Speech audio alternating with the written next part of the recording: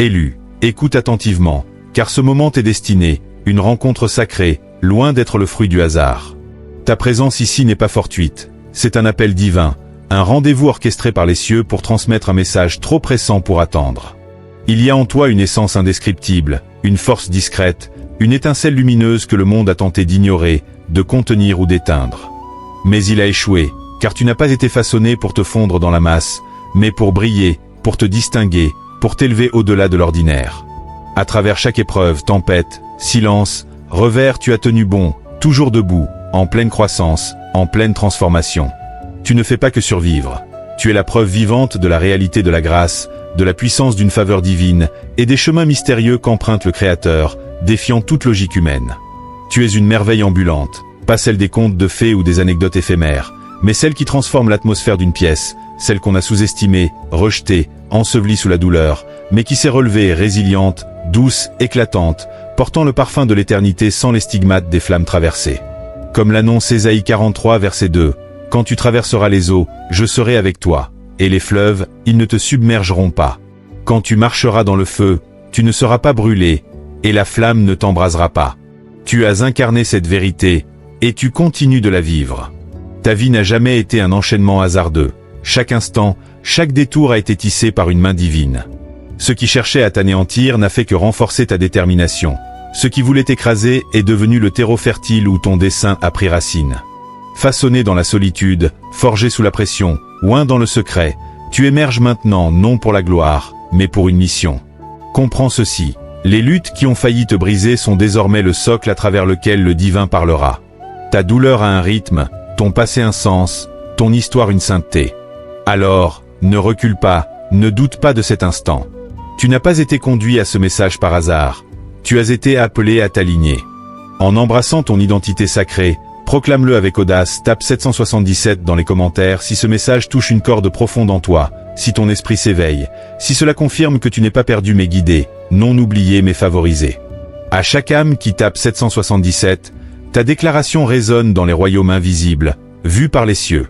Même si personne d'autre ne comprend ton chemin, le Créateur, lui, le comprend. Tu n'es pas seul, des anges marchent à tes côtés, ton dessein t'accompagne. Reste jusqu'à la fin, car une prière t'attend, un catalyseur capable de changer la trajectoire de ta vie si tu l'accueilles avec un cœur ouvert. Reviens à ce message lorsque tu as besoin de te rappeler qui tu es. Chaque retour dévoile une nouvelle couche, chaque écoute révèle quelque chose de nouveau, destiné à toi. Commençons, car ce qui suit pourrait confirmer ce que ton âme a toujours su. Tu n'es pas ordinaire, tu es choisi. Chapitre 1. Inébranlable face à la tempête. Ne prétendons pas que ton chemin fut aisé ou tes épreuves insignifiantes. Ce n'est pas une simple histoire inspirante, c'est un terrain sacré, car ta vie porte les cicatrices d'un combat spirituel. Tu as essuyé des coups qui blessent non seulement le corps mais l'âme, et pourtant, te voilà intact, déterminé, en pleine métamorphose. Aux yeux du monde, tu peux sembler fort, mais ils ignorent les nuits silencieuses où tu as pleuré, implorant un signe que le Créateur ne t'avait pas abandonné. Ils ne savent rien des batailles que tu as menées dès ton jeune âge, non pas de simples circonstances, mais des guerres générationnelles, invisibles pour la plupart, gravées dans ton esprit, ton identité, ton âme. Tu as été visé, non pas à cause de ta faiblesse, mais pour le destin que tu portes. L'ennemi ne déploie un tel combat que contre ceux marqués pour la grandeur. Tu as ressenti la morsure de la trahison, la douleur de l'abandon de ceux que tu aimais le plus profondément. Tu aurais tout donné pour eux, et pourtant, ils ont laissé des fractures qu'il t'a fallu des années pour réparer. Mais voici le miracle. Tu as reconstruit sans amertume ni mur infranchissable, mais avec un cœur maintenu ouvert par la grâce. Tu t'es levé chaque jour, non par force, mais par une âme qui refusait de capituler. Ce n'était pas seulement de la volonté, c'était ton dessein qui perçait à travers la douleur. C'est le miracle souvent invisible, pas une guérison instantanée ou des mers fendues, mais la résilience discrète qui proclame « Cela ne me détruira pas ». Comme Anna, qui priait dans l'angoisse, incomprise mais entendue par le Créateur, 1 Samuel 1 verset 10, ou Naomi, qui a tout perdu mais a trouvé la rédemption à travers Ruth, tu es un guerrier silencieux. Ta capacité à pardonner, à avancer, à porter la lumière dans l'obscurité, c'est une force sacrée, célébrée non par le monde, mais par les cieux. Chaque choix de miséricorde plutôt que de vengeance, chaque moment de silence au lieu de maudire, chaque acte d'amour au milieu de la douleur t'a aligné avec le cœur du divin. Comme le dit Romains 12 verset 21, ne te laisse pas vaincre par le mal, mais surmonte le mal par le bien. Les pressions, les pertes, les combats ne t'ont pas brisé, ils t'ont défini, te transformant en quelqu'un de plus sage, plus perspicace, aimant profondément tout en marchant dans la vérité. Ta présence change l'atmosphère des lieux, non par ego, mais par des rencontres avec le divin dans ton désert. Tes luttes, bien que lourdes, forgent quelque chose d'éternel, comme le promet 2 Corinthiens 4 verset 17. Car nos légères afflictions du moment présent produisent pour nous, au-delà de toute mesure, un poids éternel de gloire. Chapitre 2. Trouver un sens dans la perte. Il y a eu des moments où le monde semblait s'effondrer, des relations se sont dissoutes, des rêves se sont effrités, et la vie que tu imaginais s'est évaporée. Tu n'as pas seulement perdu des personnes ou des positions, mais des pans de ton identité, les rôles et routines qui te définissaient. La douleur semblait un abandon, voire une punition, mais ce n'était ni l'un ni l'autre. C'était une redirection divine, un démantèlement sacré pour écarter ce qui obscurcissait ton véritable toi. Comme le dit Ésaïe 48 verset 10, « Voici, je t'ai affiné, mais non comme l'argent, je t'ai éprouvé dans le creuset de l'affliction. » Dans tes moments les plus bas, quand le silence était assourdissant, tu as trouvé quelque chose d'éternel, le Créateur, ton souffle, ton dessein. Comme Élie, épuisé et caché, restauré non par un spectacle mais par un murmure, 1 Roi 19 verset 12, tu as rencontré le divin dans le calme. Quand tous les soutiens extérieurs se sont effondrés, tu as découvert que le dessein ne résidait pas dans ce que tu avais perdu, mais dans la résolution silencieuse de continuer. Tu as cessé de courir après l'approbation pour chercher l'alignement, écoutant les leçons que la douleur t'enseignait.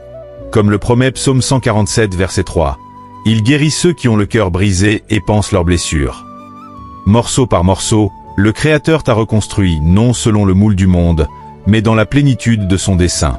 Tu as commencé à vivre à partir de la sagesse, non des blessures, marchant avec conviction et une peine et non de la facilité, mais de la vérité. Chaque perte portait une leçon, chaque porte fermait une protection, chaque détour une direction.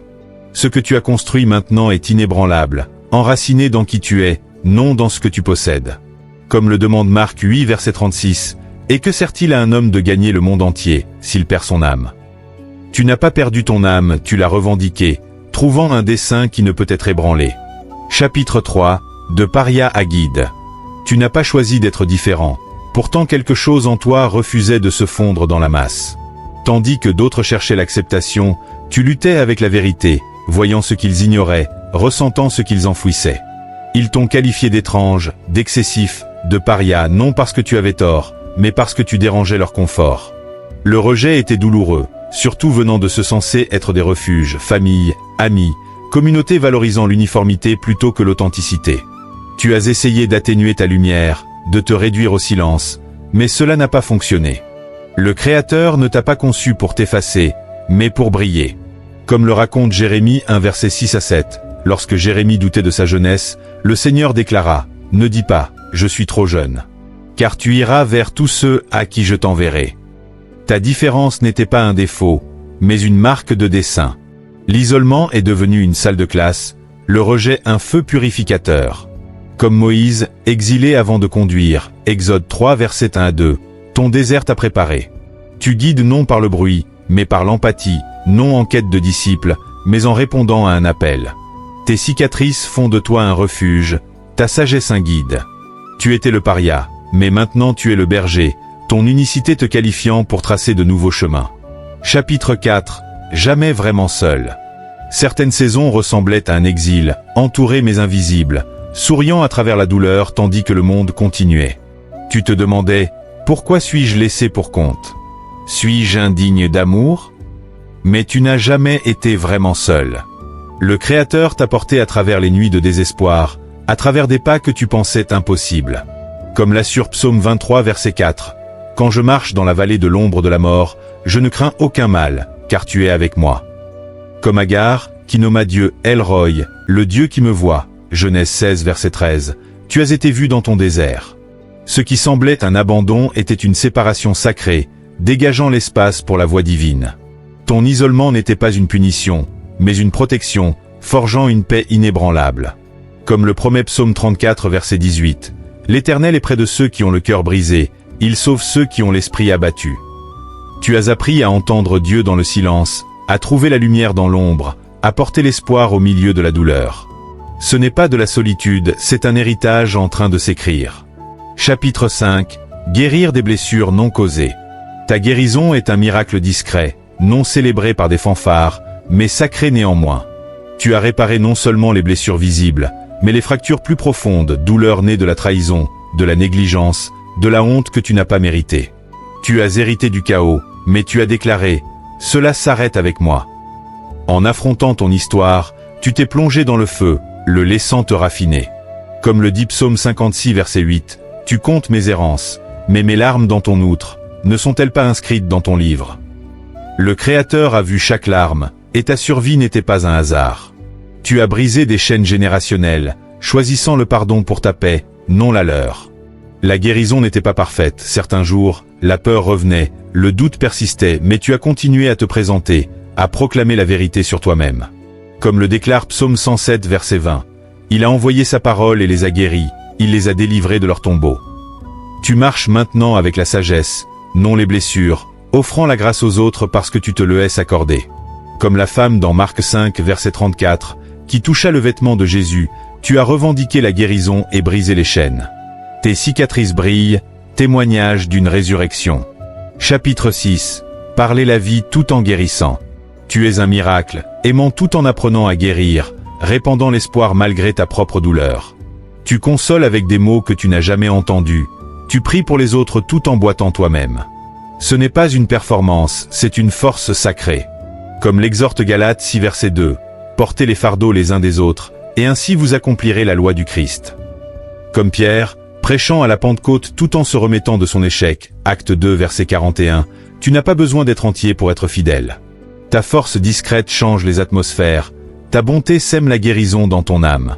Chaque mot de vie, chaque acte d'amour proclame, « Ma douleur ne me définira pas. » Comme le rappelle Psaume 34 verset 18, « L'Éternel est près de ceux qui ont le cœur brisé. » Ta présence est un refuge, ton amour inconditionnel, ton leadership discret mais puissant. Dieu honore ton sacrifice, construisant quelque chose d'éternel à travers ta résilience. Chapitre 7. Devenir la prière exaucée. Fais une pause et respire. Tu deviens le miracle pour lequel tu priais autrefois. La paix que tu cherchais t'ancre maintenant. La clarté que tu désirais se lève doucement. Comme le promet Ésaïe 26 verset 3. À celui qui est ferme dans ses dispositions, tu assures une paix parfaite, parce qu'il se confie en toi. L'amour que tu désirais croît de la bonté indéfectible du Créateur. Jérémie 31 verset 3. Tu t'es relevé de la brisure, comme Joseph, qui déclara « Vous avez voulu me faire du mal, mais Dieu l'a voulu pour le bien. » Genèse 50 verset 20. Le Créateur n'a pas fini, des bénédictions se forment, des portes s'ouvrent, des cœurs s'adoucissent.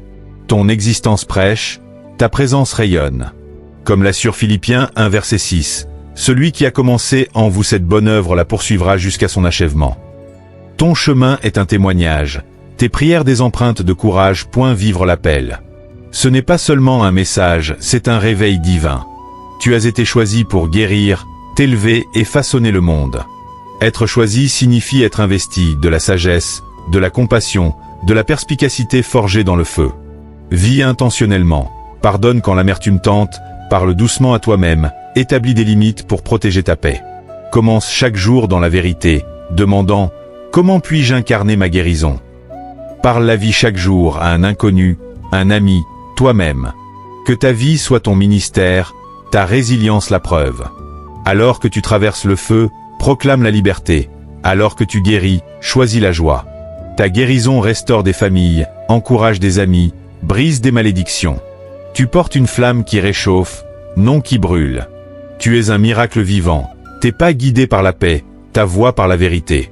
Si cela résonne, proclame « Je reçois cela pleinement et sans peur ». Une prière sacrée. Entrons dans un échange sacré. Fais une pause, ouvre ton cœur, et reçois. Père Céleste, nous nous tenons devant toi, émerveillés, soumis, reconnaissants. Tu n'es pas un Dieu lointain, mais un Père proche, voyant, sachant, guérissant. Merci de nous avoir portés à travers les combats, de nous avoir soutenus dans notre brisure, pour la grâce qui n'a jamais lâché. Enveloppe les fatigués de paix, insuffle la force dans leurs esprits. Comme le promet Ésaïe 41 verset 10, « Ne crains rien, car je suis avec toi. Ne t'inquiète pas, car je suis ton Dieu. » Guide ceux en transition, parle clairement, confirme leur chemin. Fais taire les mensonges qui les disent brisés, affirme leur valeur comme le déclare Psaume 139. Guéris les blessures cachées, restaure ce qui fut volé, éveille les dons en ceux qui se cachent. Insuffle la vie dans les espoirs éteints, accorde la sagesse pour les décisions, et inonde-nous d'une paix qui dépasse l'entendement. Philippiens 4 verset 7. Aligne nos pas sur ton chemin, nos paroles sur ta vérité. Que nos cicatrices deviennent des histoires, nos larmes des témoignages. Que cette prière marque un tournant, éveillant le dessein et la foi. Au nom de Jésus, Amen.